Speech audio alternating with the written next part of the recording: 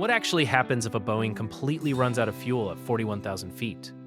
You might think the plane just drops out of the sky like a rock, but the real answer might surprise you. It doesn't. A plane without fuel is still a plane, and the wings still work.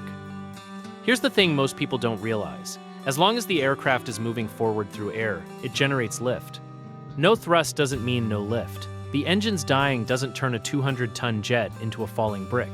It turns it into a very large, very heavy glider, descending slowly while the pilots have one shot to figure out where to put it down safely. So, how far can it actually glide? That depends on something called the glide ratio. For a Boeing 767, that ratio is roughly 12 to 1, meaning for every foot of altitude it loses, it travels about 12 feet forward. At 41,000 feet, that works out to nearly 100 miles of range with zero engine power. That's not nothing. That's actually enough distance to reach an airport in most situations, depending on where the plane happens to be when the engines quit.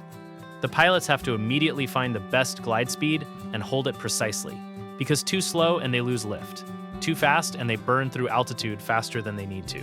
The most famous real example of this happening is Air Canada Flight 143, which took off in 1983 and ran out of fuel somewhere over northern Ontario at exactly 41,000 feet.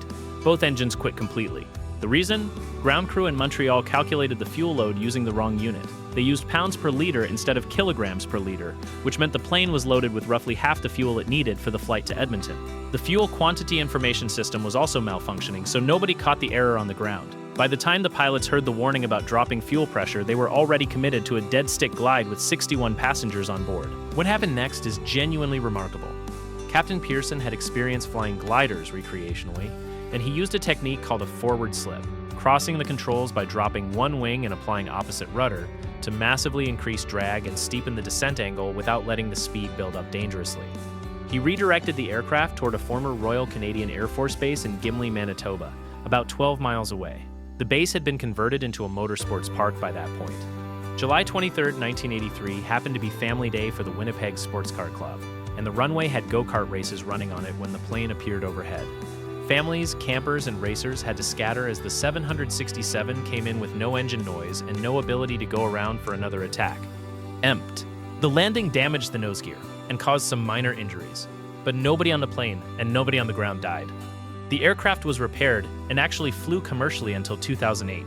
Pearson and his co-pilot Quintal received the first ever Fédération Aéronautique Internationale diploma for outstanding airmanship for pulling it off.